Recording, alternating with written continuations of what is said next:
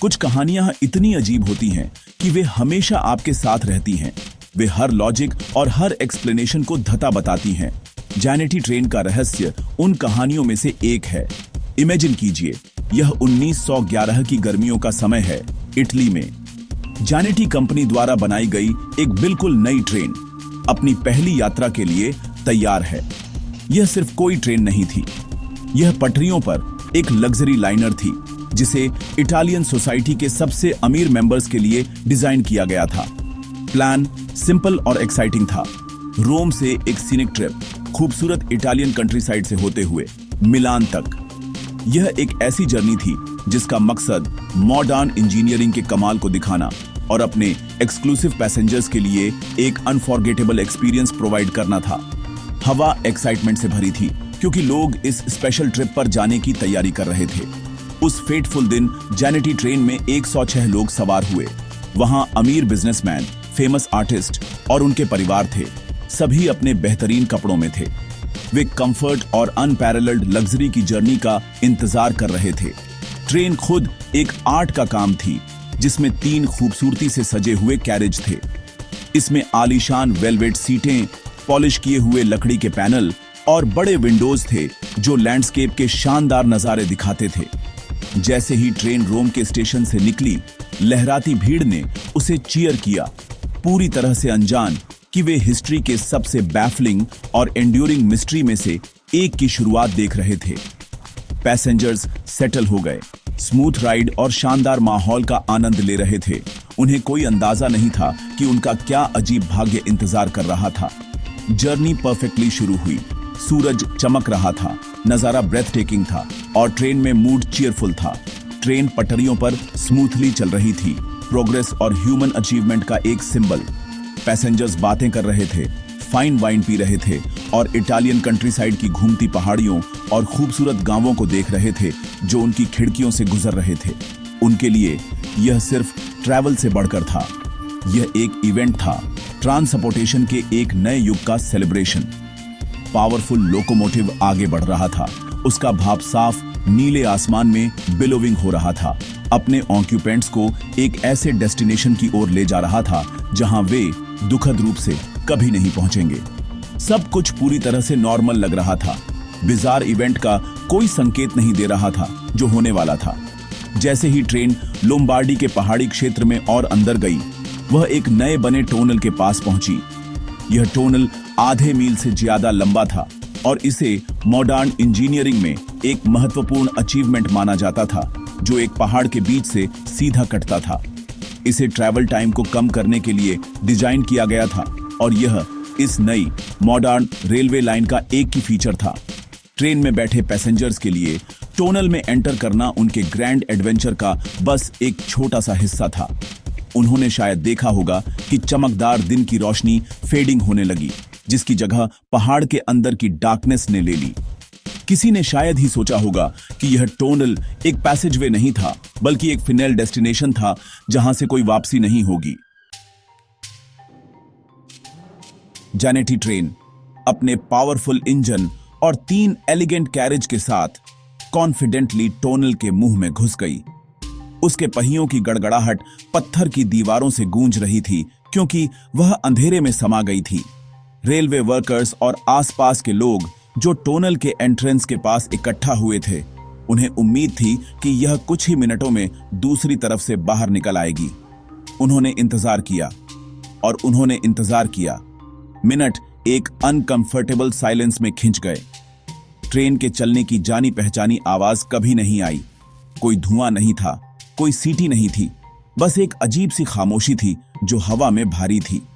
Train, साथ ही उसमें सवार सभी 104 पैसेंजर और क्रू मेंबर्स टोनल में घुस गए थे, लेकिन बस बाहर नहीं आए।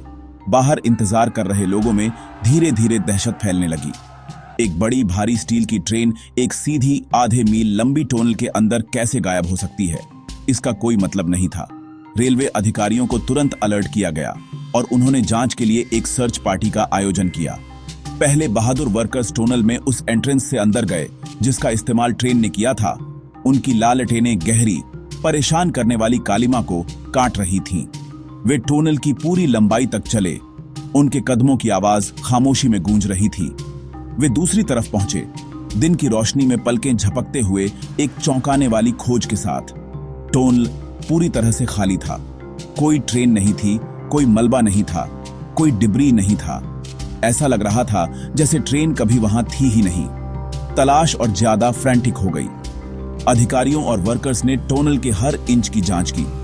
उन्होंने दीवारों, छत और पटरियों की जांच की कि क्या हुआ होगा।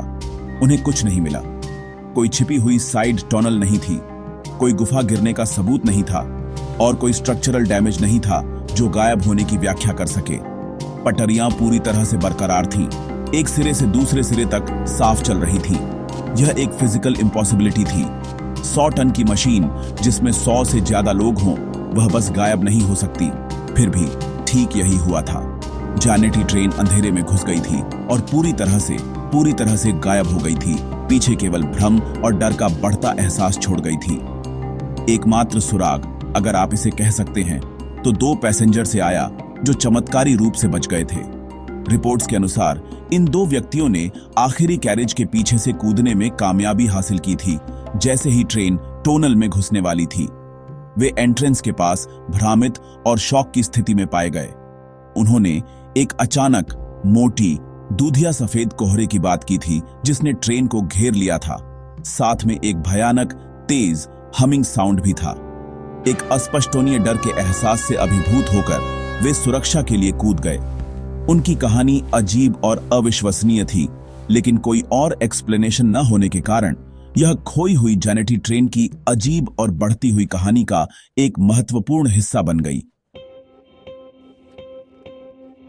जैनेटी ट्रेन के गायब होने की ऑफिशियल इन्वेस्टिगेशन एक्सटेंसिव और थरो थी।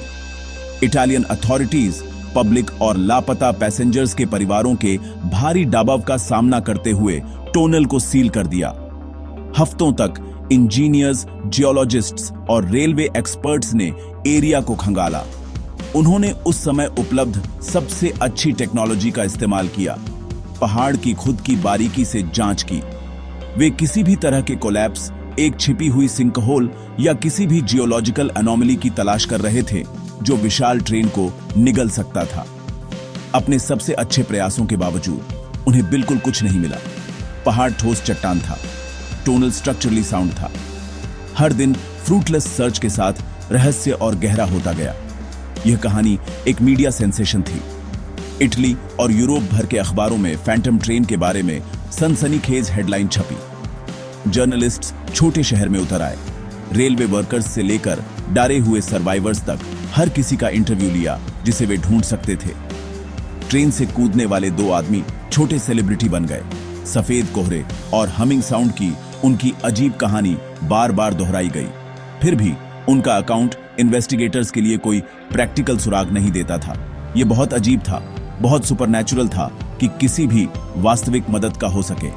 अथॉरिटीज को एक ऐसा केस छोड़ दिया गया था जिसमें कोई सबूत नहीं था, वास्तविक घटना के कोई गवाह नहीं थे और कोई लॉजिकल एक्सप्लेनेशन नहीं था, जिससे उन्हें आखिरकार ऑफिशियल सर्च को छोड़ना पड़ा और टनल को हमेशा के लिए सील करना पड़ा। सालों से सील किया गया टनल लोकल लेजेंड और डर का एक स्थान बन गया। लोग इससे बचते थे, खोए हुए पैसेंजर्स के भूतों के बारे में फुसफुसाते थे। ऑफिशियल कहानी ने यह निष्कर्ष निकाला कि किसी तरह का एक्सीडेंट हुआ होगा, शायद एक बिजार और इंस्टेंटेनियस कंबशन या एक छोटा लोकलाइज्ड भूकंप जिसने विशेष रूप से ट्रेन को प्रभावित किया, लेकिन ये सिर्फ डेस्परेट अनुमान थे। किसी भी पारंपरिक सिद्धांत का समर्थन करने के लिए कोई फिजिकल सबूत नहीं था। एक पूरी ट्रेन और 104 लोग बिना किसी निशान के कैसे गायब हो सकते हैं? कोई सामान का टुकड़ा नहीं, कपड़े का कोई टुकड़ा नहीं, ट्रेन का कोई भी टुकड़ा कभी भी टनल या आसपास के एरिया से बरामद नहीं हुआ। यह एक परफेक्ट डिसअपीयरेंस थी। सबूतों की यह कमी ही जैनेटी ट्रेन रहस्य को इतना कंपेलिंग और फ्रस्ट्रेटिंग बनाती है। ज्यादातर गायब होने के मामलों में आपको आखिरकार कुछ मिलता है, मलबे का एक टुकड़ा, एक पर्सनल आइटम, कुछ जो क्लोजर प्रदान करे। लेकिन यहां कुछ नहीं था। ट्रेन टनल में घुसी और सभी इरादों और उद्देश्यों के लिए हमारी दुनिया में अस्तित्व में नहीं रही। यह एक शून्य है, ऐतिहासिक रिकॉर्ड में एक ब्लैक होल। किसी भी सुराग की पूरी अनुपस्थिति सबसे बड़ा सुराग है, जो हमारे सामान्य समझ से परे कुछ की ओर इशारा करता है कि दुनिया कैसे काम करती है। खोज समाप्त हो गई, लेकिन सवाल बस शुरू हो रहे थे, जो आने वाले दशकों में गूंज रहे थे। कोई लॉजिकल एक्सप्लेनेशन उपलब्ध न होने के कारण लोगों ने ज्यादा इमेजिनेटिव और सुपरनैचुरल थ्योरीज की ओर रुख करना शुरू कर दिया। यहीं पर जैनिटी ट्रेन की कहानी एक हिस्टोरिकल मिस्ट्री से एक सच्ची घोस्ट स्टोरी में बदल जाती है। सबसे पॉपुलर और इंड्यूरिंग थ्योरी यह है कि ट्रेन क्रैश नहीं हुई या दफन नहीं हुई, इसके बजाय यह टाइम में ट्रैवल कर गई। कुछ लोगों का मानना है कि सर्वाइवर्स द्वारा वर्णित अजीब सफेद कोहरा और हमिंग साउंड स्पेस टाइम कंटिन्यूअम में एक दरार के संकेत थे। इस विचार के अनुसार ट्रेन और उसके पैसेंजर्स को इतिहास के किसी दूसरे पॉइंट पर या शायद पूरी तरह से किसी दूसरे डायमेंशन में ले जाया गया था। यह एक जंगली थ्योरी है, लेकिन सबूतों की कमी में यह एक ऐसी है जिसने एक सदी से भी ज्यादा समय से पब्लिक की इमेजिनेशन को कैप्चर किया है। इस टाइम ट्रैवल थ्योरी को दुनिया के अलग अलग हिस्सों से अजीब अनवेरिफाइड रिपोर्ट्स की एक सीरीज सपोर्ट करती है। सबसे फेमस कहानियों में से एक का दावा है कि जैनिटी के डिस्क्रिप्शन से मिलती जुलती एक ट्रेन 1840 के दशक में मेक्सिको में देखी गई थी। उसके बनने से दशकों पहले एक और कहानी कहती है कि रोमानिया के एक मध्ययुगीन मठ के रिकॉर्ड में अजीब तरह से कपड़े पहने लोगों से भरी एक मेटल कैरिज के अचानक दिखाई देने का वर्णन है। क्या ये सिर्फ हॉक्स और शहरी किंवदंतियां हैं? लगभग निश्चित रूप से, लेकिन वे रहस्य में रोमांचक परतें जोड़ते हैं, इस विचार को बढ़ावा देते हैं कि जैनिटी ट्रेन अभी भी कहीं बाहर है, समय में फंसी हुई एक घोस्ट ट्रेन कभी कभी हमारी दुनिया में संक्षिप्त डरावनी उपस्थिति बनाती है। जैनिटी ट्रेन ने अपना उपनाम घोस्ट ट्रेन इसलिए अर्जित किया है क्योंकि यह इतनी पूरी तरह से गायब हो गई, एक फैंटम की तरह। कहानी आज भी हमें मोहित करती है क्योंकि यह अल्टीमेट अननोन को रिप्रेजेंट करती है। यह हमारी रियलिटी की समझ को चुनौती देती है। हम एक ऐसी दुनिया में रहते हैं जो भौतिकी के नियमों द्वारा शासित है, जहां ठोस वस्तुएं बस हवा में गायब नहीं हो जाती। जैनिटी घटना एक स्पष्ट और परेशान करने वाली याद दिलाती है कि हमारे ब्रह्मांड के बारे में ऐसी चीजें हो सकती हैं जिन्हें हम बस नहीं समझते हैं। यह एक ऐसी कहानी है जो अज्ञात के हमारे प्रारंभिक डर और अस्पष्टनीय के प्रति हमारे आकर्षण को छूती है, जिससे यह रहस्य की एक कालातीत कहानी बन जाती है जो पीढ़ी दर पीढ़ी चली जाती है। तो आपको क्या लगता है कि जैनिटी ट्रेन और उसके 104 खोए हुए लोगों के साथ 1911 की उस गर्मी के दिन वास्तव में क्या हुआ था? क्या यह एक अजीब भूवैज्ञानिक घटना थी जिसने कोई निशान नहीं छोड़ा? क्या यह समय में एक दरार में गिर गई, सदियों तक एक भूतिया प्रेत के रूप में भटकने के लिए बर्बाद हो गई, या कोई सरल अधिक तर्क संगत व्याख्या है जो इतिहास में खो गई है? सच्चाई यह है कि हम कभी निश्चित रूप से नहीं जान पाएंगे। इटली में सील की गई सुरंग इस स्थायी रहस्य का एक मौन स्मारक है, और जब तक अनुत्तरित प्रश्न है, तब तक मेरे जैसे और आपके जैसे लोग होंगे जो घोस्ट ट्रेन की किंवदंतियों के पीछे की सच्चाई की तलाश कर रहे होंगे। अभियान कभी खत्म नहीं होता।